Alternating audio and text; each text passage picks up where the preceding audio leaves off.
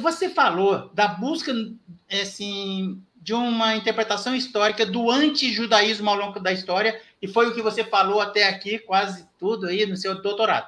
Eu queria saber se tem uma fonte, de alguma forma, não, uma fonte não, uma conexão pequena que seja entre o antijudaísmo e o antissemitismo que aconteceu no século passado. Eu queria saber se houve alguma conexão e queria que você comentasse, até para ficar claro para a sociedade, essas questões do antissemitismo que estão aí transitando pelas redes sociais em função do que aconteceu com o podcast Flow, com a incauta pergunta ou afirmativa em defesa da liberdade por parte do monarca. Por gentileza, fique à vontade para explicar para a sociedade.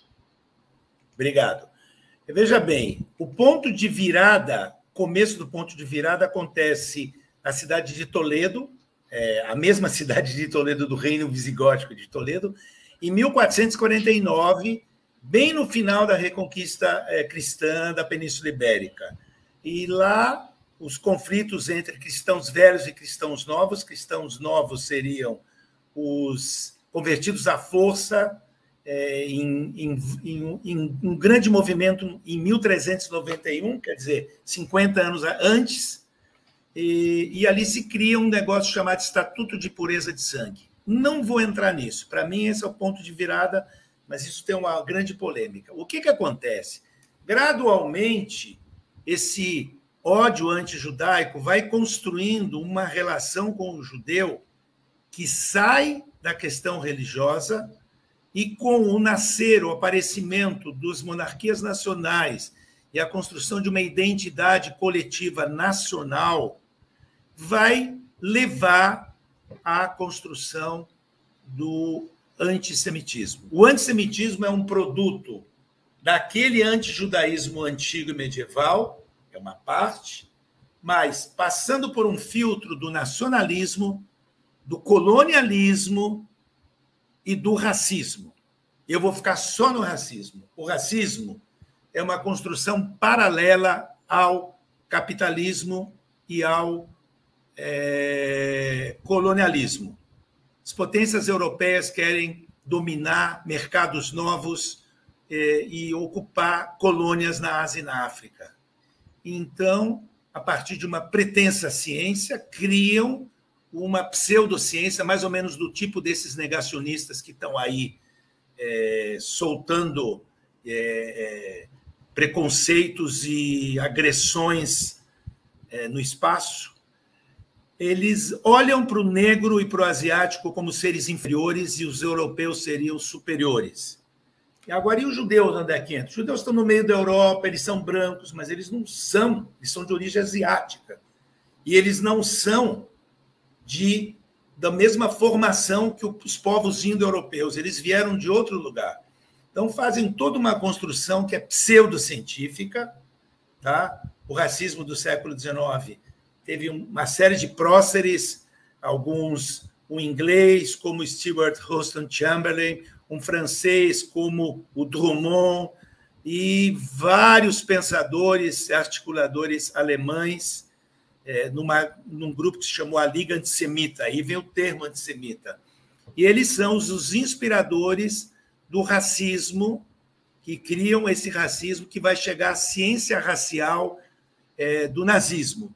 O nazismo, que é uma doutrina de extrema-direita e que nenhum louco venha me dizer que o nazismo é de esquerda, que eu estou ouvindo um monte de loucos falando isso, sem nenhum fundamento, e eu desafio quem quiser para um debate sobre isso, tá? Quem quiser, está aberto aqui, está em público. E a gente começa a ver uma construção de um judeu como uma doença. Começa lá atrás, começa no medievo central, mas o judeu seria uma espécie de contaminação do mundo não judeu. Primeiro é do cristianismo, lá no medievo central, mas agora da sociedade toda. Os judeus contaminam a população. Isso é o auge do fake news no início do século XX, tá? No final do século XIX, início do século XX. Essa ciência racial ela, depois da derrota da Alemanha nazista, ela caiu um pouquinho, saiu da moda. Mas é interessante que agora está reaparecendo. As teorias do antissemitismo, elas são interessantes porque elas aparecem do nada. Eu diria o seguinte, eu vou usar uma terminologia meio grosseira, e eu peço desde já desculpas, mas parece que para nascer certas plantas venenosas, precisa ter esterco.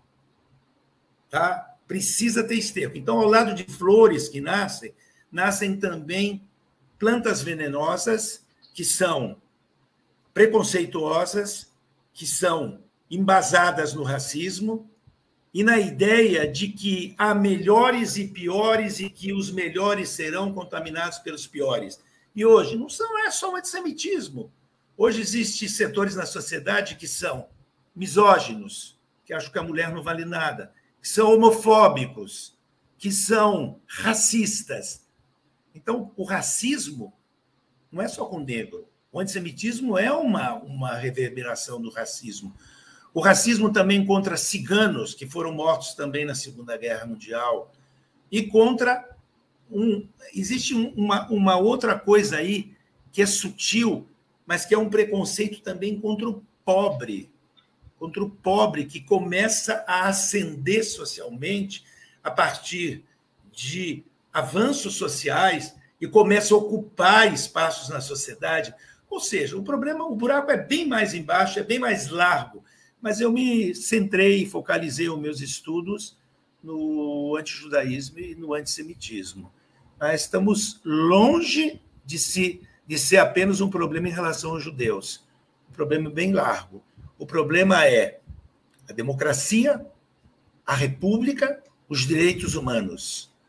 Então, eu, quando estudo, o meu grupo de pesquisa se chama Marginalizados e Excluídos no Mundo Tardo Antigo Medieval. Tá? O meu laboratório se chama LETAMES, Laboratório de Estudos Tardo-Antigos Medievais, Ibéricos e Sefardim. Mas o meu grupo de pesquisa é Marginalizados e Excluídos, e ele agrega, naquele momento, judeus, hereges, bruxas, leprosos, mas a ideia é estudar lá as origens de um preconceito que está na esquina nossa, que está no nosso mundo. O meu estudo de medieval não é uma questão de erudição. Eu tenho lá a minha erudição, mas não é essa a questão. A questão é como isso traz reflexão para a gente combater o preconceito, o racismo, a misoginia, a homofobia na nossa sociedade. Nossa sociedade está profundamente impregnada disso. Eu quero aproveitar para agradecer ao Deodato a oportunidade de estar nesse canal. Eu sei que tem gente que eu estimo, que eu admiro, que já fez aqui colaborações. Eu vou citar um que o Deodato e eu conhecemos e que me alegra demais saber que eu faço parte desse grupo que ele participa, que é o Pedro Paulo de Abreu Funari, que é da terra do Deodato, aí de Campinas, da Unicamp, um mestre, um cara que me ilumina e um grande amigo, tá? Então quero fazer menção. Obrigado, Deodato, estou aqui à sua disposição. Ok, Sérgio.